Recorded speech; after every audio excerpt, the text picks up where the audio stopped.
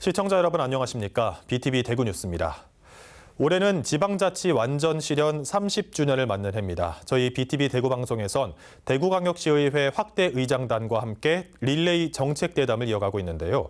오늘은 김재용 경제환경위원장과의 대담 마련돼 있습니다. 먼저 뉴스 전해드립니다. 첫 소식입니다. 지역 아동센터를 이용하는 아동들이 저희 BTV 대구 방송을 찾았습니다. SK그룹이 지역 아동센터를 이용하는 아동들에게 다양한 체험의 기회를 제공하는 행복 얼라이언스 사업의 일환인데요. 아이들은 기자와 PD, 아나운서 체험을 하면서 방송인으로서의 꿈을 키울 수 있는 소중한 시간을 보냈습니다. 천혜열 기자가 함께했습니다. 시작. 1번 카메라 큐. 지역 아동센터를 이용하는 초등학생이 오늘은 BTV 대구 뉴스를 제작하는 일일 PD가 됐습니다. 무인으로 운영하는 스튜디오를 모니터로 확인하면서 로보틱스 크레인을 조종해보고 뉴스 상황에 맞는 장면 전환도 직접 해봅니다. 집에서 뉴스를 볼 때는 뉴스가 어떻게 만들어지는지 몰랐는데 여기 와가지고 뉴스를 직접 만들어 보니까 어떻게 만드는 거 알게 되었어요. 뉴스 데스크에 앉은 미래의 아나운서들은 뉴스도 직접 진행해보는 체험을 했습니다. 조국 광복을 위해 헌신한 이상정 장군을 천혜열 기자가 되짚어봤습니다. 좋았어.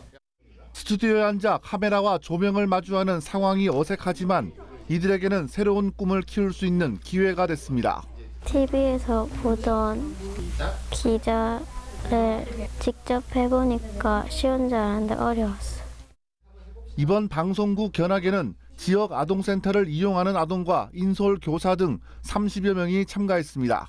우리 아이들이 평소에는 이런 방송국을 견학하는 게 쉽지 않은 상황인데 이번에 SK 브로드밴드 BTV에서 이런 체험의 기회를 주셔서 실질적으로 우리 아이들이 와서 또 현장에서 보고 느끼고 무엇보다도 감독 또 취재 기자 이런 다양한 직업을 만나서 그들이 하는 일들을 보면서 아마 그들의 꿈을 키워가는데 많은 도움이 될 것 같습니다. 네. SK그룹은 행복한 학교 재단과 함께 지역 아동센터를 이용하는 아동들에게 다양한 체험의 기회를 제공하기 위해 행복 얼라이언스 사업을 추진하고 있는데 이번 방송국 견학도 이 사업의 일환으로 진행됐습니다. 이번 교육을 통해서 그래도 교육 격차 해소에 도움이 될 거라고 생각합니다. 그리고 아이들이 체험할 수 없는 부분에 대한 체험이 사실은 큰 교육의 효과이고 그다음에 그것이 다른 지역 아동센터를 다니지 않는 학생들과의 교육 격차를 해소하는 데 큰 도움이 될 수 있을 것이라 기대하고 있습니다. SK 브로드밴드 대구 방송은 앞으로도 지역 방송이 이웃들에게 친근한 방송국이 될 수 있도록 체험의 기회를 확대해 나갈 계획입니다. 어린이들에게 지역 방송의 기자와 PD, 아나운서 등 다양한 역할에 대해 직접 체험할 수 있는 기회를 제공해 아이들의 성장과 꿈을 응원하고 있습니다. 앞으로도 지역 방송은 지역 사회와 함께 지속 가능한 사회적 가치 실현에 더욱 힘쓰겠습니다. 태어나 방송국을 처음 오게 됐다는 지역 아동센터 아동들. 오늘의 경험이 앞으로 시청자로부터 신뢰받는 아나운서, 시민들의 생활에 도움이 되는 소식을 전하는 기자로 성장할 수 있길 기대해 봅니다.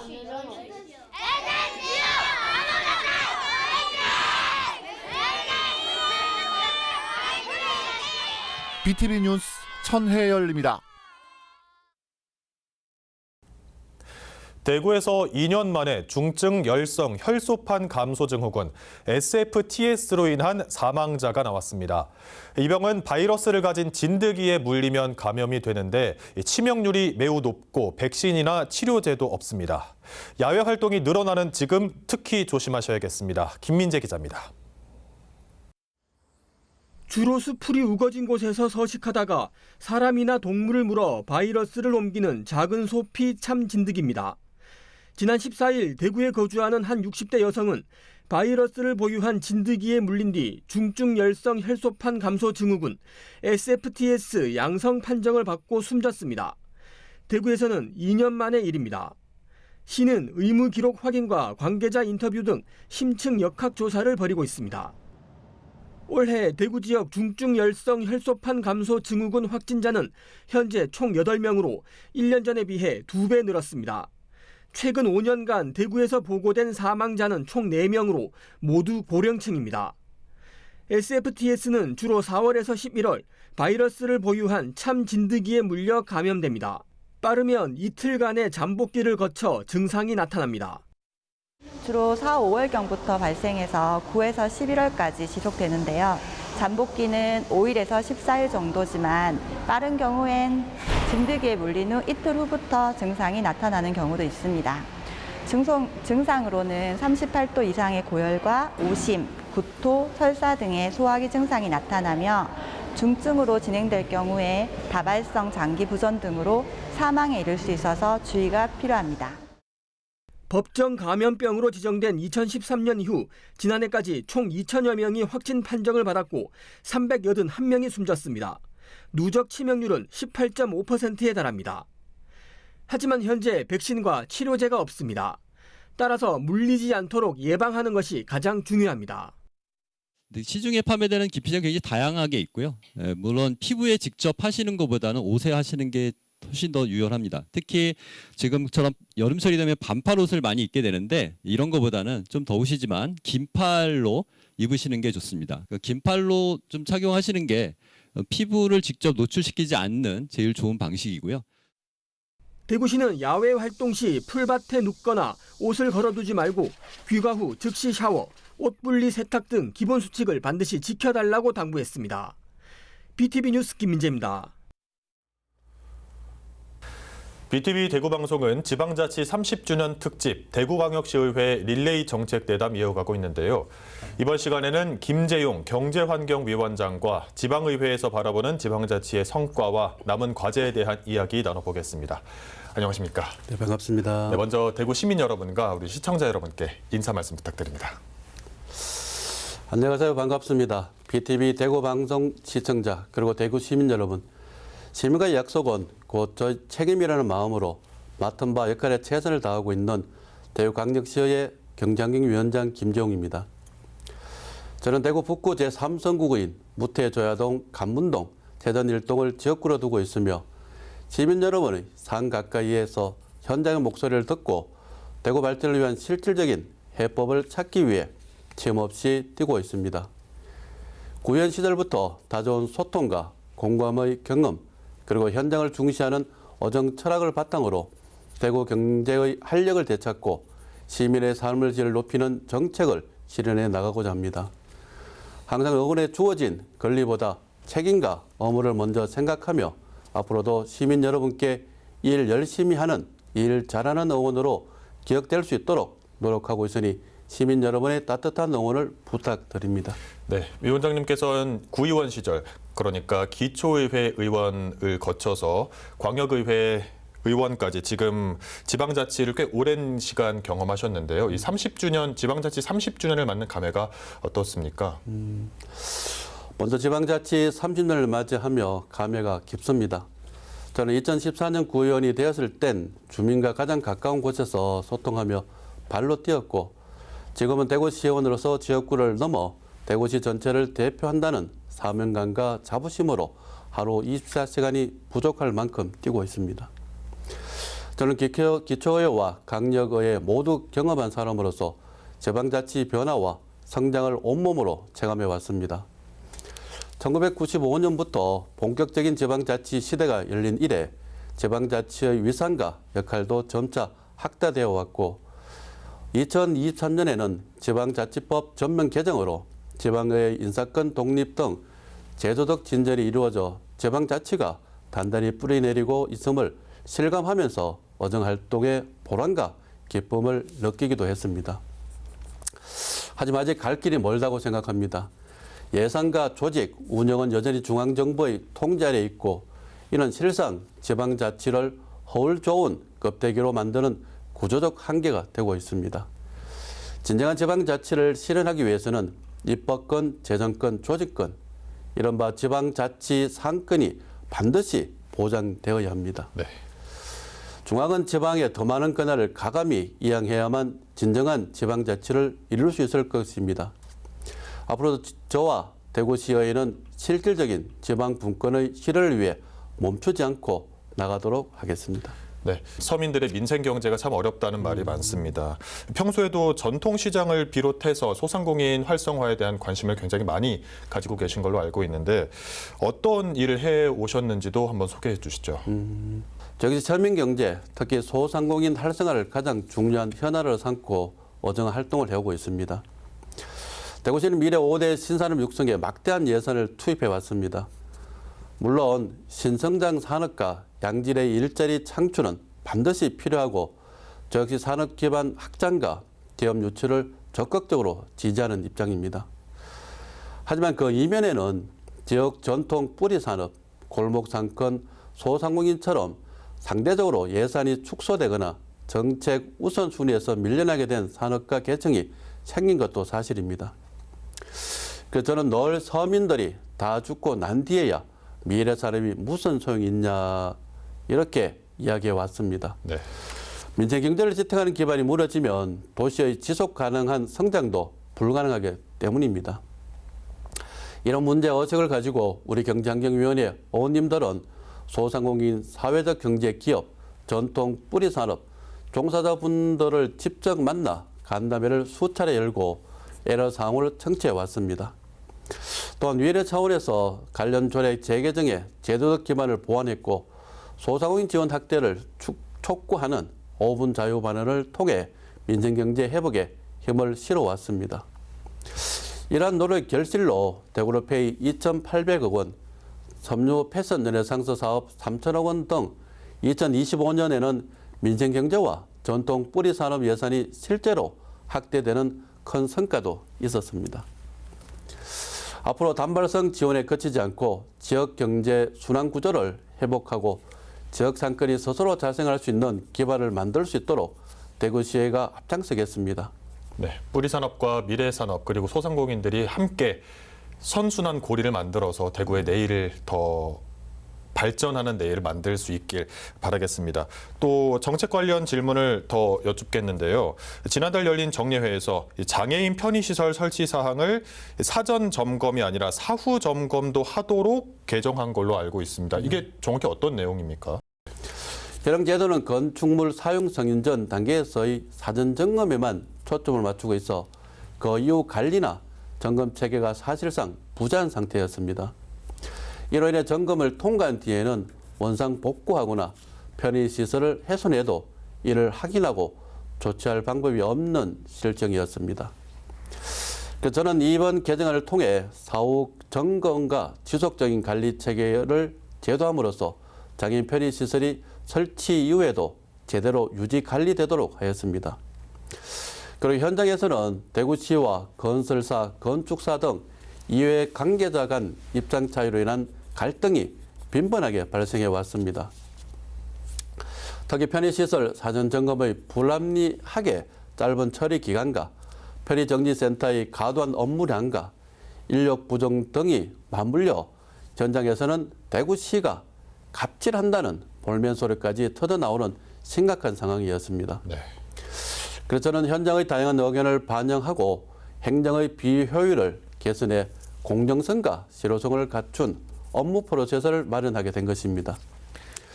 장애인들이 실제로 안전하고 편리하게 시설을 이용할 수 있는 환경을 만드는 것이 궁극적인 목표입니다. 네, 제도의 부재로 인해서 당연히 했어야 됐던 일이 제대로 진행되지 않고 있었던 건데 이렇게 해결이 돼서 참 다행입니다. 또 환경분야에서는 또 임시회 5분 자유 발언에서 환경연구관 운영을 확대해야 한다고 주장하셨는데 이건 또 어떤 내용인가요? 변한 환경 정책과 높아져가는 환경 수요에 신속하게 대응하기 위한 전문 연구기관이 필요하다고 봅니다. 현재 대구시는 폭염, 폭우, 기후, 악취, 배수, 수질, 자원순환 업무가 6개의 부서와 기관으로 분산돼 있어 이를 총괄하고 조정할 컨트롤 타워가 부재한 상황입니다.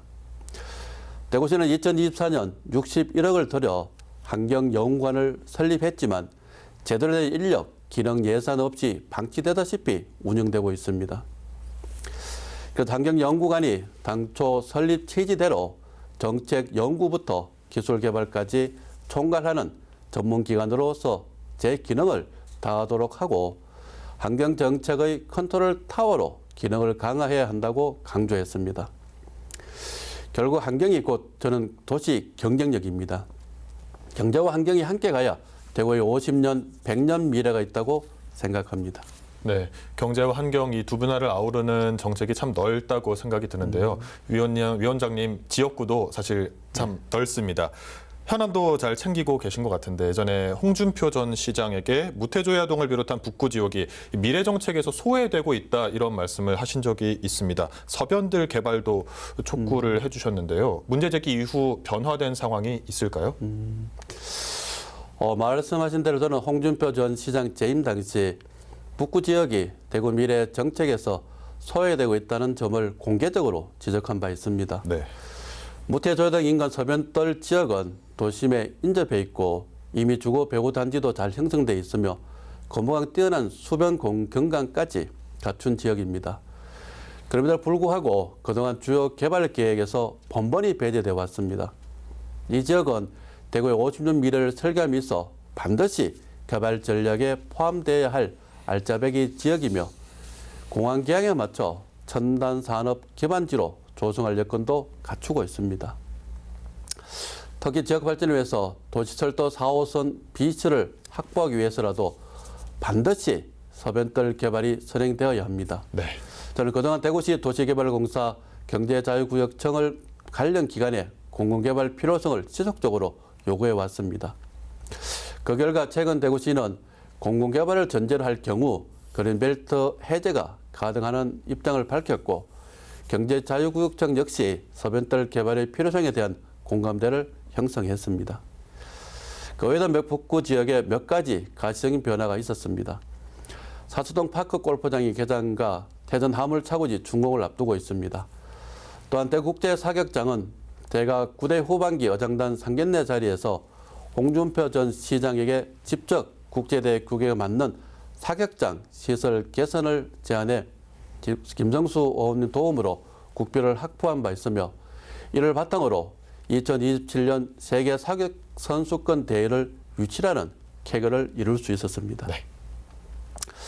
그리고 건보강 소변 공간 개발도 차근차근 진행되고 있어 시민들에게 신과 여유를 주는 도심 속 휴식 공간이 될 것이라 봅니다. 하지만 여전히 답답한 현안들도 있습니다. 대표적으로 농산물 도매 시장 재건축 사업은 4차례 용역과 국비 확보까지 마친 상황에서 아무런 설명도 없이 이전으로 뒤바뀌어 버렸습니다. 삼격 도서관 건립도 마찬가지 맥락으로 대구시는 돌연 건립 계획을 취소해 버렸습니다.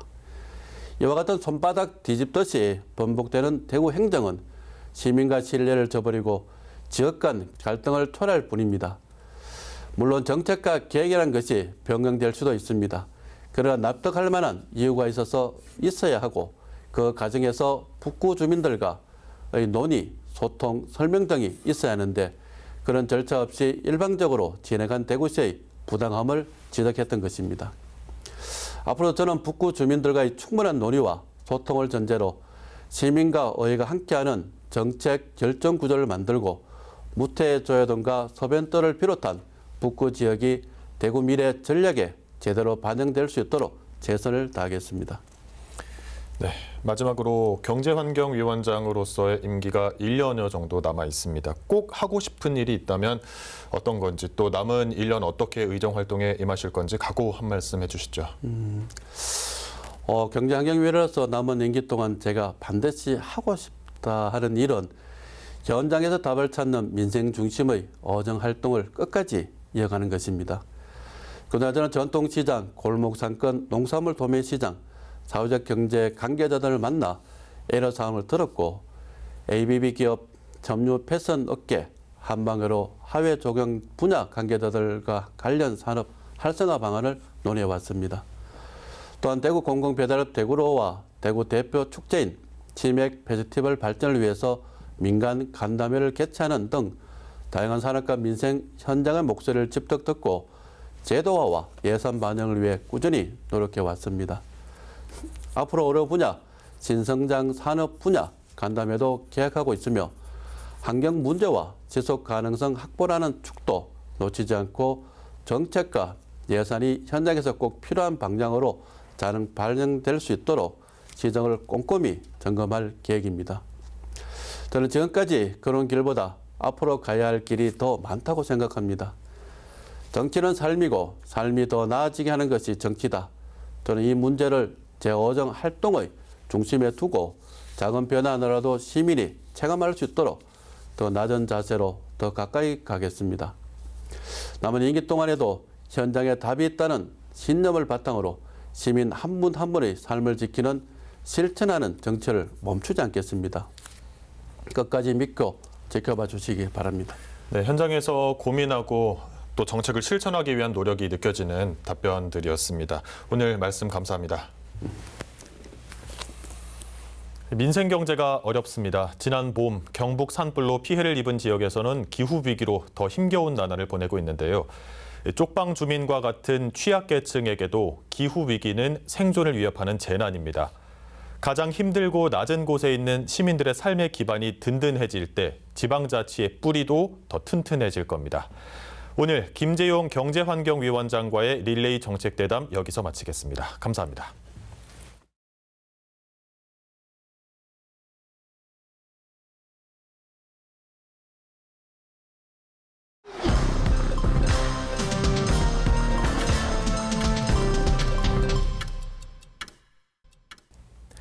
대구 근대역사관이 27일 오후 2시 일제강점기 비행장과 비행사, 대구 비행장을 주제로 역사 문화 광저를 엽니다. 이번 강좌에서는 공군사관학교 김기둥 교수의 일제강점기 비행장과 비행사, 대구 비행장 특강과 100년 전 여류 비행사 권기옥 박경원 대구와의 특별한 인연 전시 해설이 진행됩니다. 수강 대상자는 선착순으로 40명을 모집하며 희망자는 전화나 방문 신청을 할 수 있고 자녀석이 있는 경우 당일 현장 신청을 할 수 있습니다. 대구 소방안전본부가 벌쏘임 사고에 대한 시민들의 각별한 주의를 당부했습니다. 대구 소방안전본부에 따르면 대구 지역 벌쏘임 사고의 70%가 8월과 9월에 집중적으로 발생합니다. 벌쏘임 환자 이송도 같은 기간이 전체의 절반 이상을 차지한다며 향수, 스프레이 사용을 자제하고 밝은 색 옷이나 긴 소매 옷을 입을 것을 당부했습니다.